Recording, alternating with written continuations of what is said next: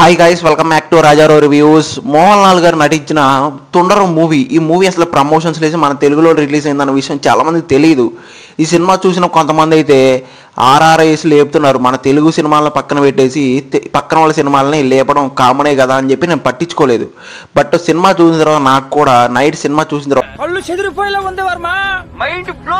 తర్వాత ఓకే పర్లేదు, వీళ్ళు చెప్పిన రేంజ్లో లేకపోయినా బట్ పర్లేదు ఒకసారి చూడొచ్చు అనిపించేలాగైతే ఉంది. అసలు కాన్సెప్ట్ ఏంటి, సినిమా ఎలా ఉంది, సింపుల్ చెప్తా. వీడియో ఎండ్ వరకు చూడండి. నచ్చితే లైక్ చేయండి, కొత్త వాళ్ళు సబ్స్క్రైబ్ చేయండి, కుదిరితే మీ ఫ్రెండ్స్కి షేర్ చేయండి, నచ్చితే మీ ఒపీనియన్స్ కామెంట్లో షేర్ చేయండి. ఇంకా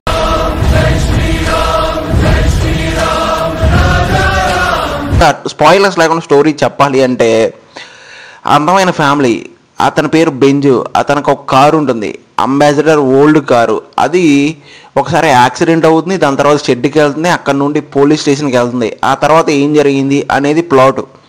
మంచి ఒక ఫ్యామిలీ ఎంటర్టైనర్, రొటీన్ రెగ్యులర్గా ఫస్ట్ హాఫ్ తీసుకెళ్ళిపోతారు. దాని తర్వాత ప్రీ క్లైమాక్స్ నుండి సెకండ్ హాఫ్ అంతా కూడా ఒక థ్రిల్లర్ జోనర్లోకి తీసుకెళ్ళిన తర్వాత మంచి ఇంట్రెస్టింగ్గా, మంచి చాలా గ్రిప్పింగ్గా అనిపించింది. క్లైమాక్స్ కూడా చాలా పర్లేదు, బాగుంది. ఇంకా పర్ఫార్మెన్స్ విషయం మాట్లాడాలంటే, మోహన్ లాల్ గారి బీస్ట్ మూడ్లో అయితే ఎక్స్పీరియన్స్ చేస్తారు. అతని పర్ఫార్మెన్స్ లిటరలీ చాలా బాగా అనిపించింది. ఆయన పర్ఫార్మెన్స్ లిటరలీ సపోర్టింగ్ క్యాస్ట్లో ఉన్న ప్రకాష్ వర్మ గారు, పోలీస్ క్యారెక్టర్స్, వాళ్ళ వైఫ్, వాళ్ళ పాప, వాళ్ళ సన్ను అంతా పర్లేదు, చాలా బాగా యాక్ట్ చేశారు, పర్లేదు అనిపించింది.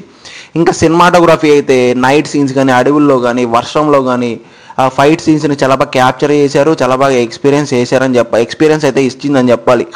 ఇంకా బీజిఎం కూడా కొన్ని సీన్స్ని బాగానే ఎలివేట్ చేసింది, ఓకే అనిపించింది, నాకైతే చాలా బాగా అనిపించింది.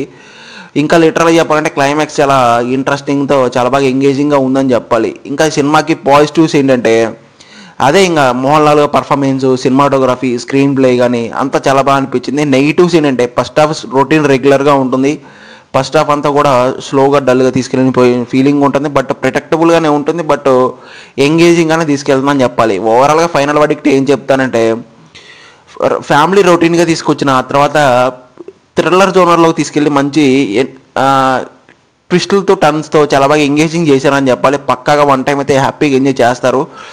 ఇంకా నా పర్సనల్ రేటింగ్ అయితే పక్కన ఇచ్చేస్తాను. ఆల్రెడీ చూసిన వాళ్ళకి మీకు ఎలా అనిపించింది తప్పకుండా కామెంట్ చేయండి గైస్. ఇంకా మన వీడియో నచ్చితే లైక్ చేయండి, షేర్ చేయండి, సబ్స్క్రైబ్ చేయండి. మళ్ళీ నెక్స్ట్ ఇంట్రెస్టింగ్ వీడియో చూద్దాం. Thank you.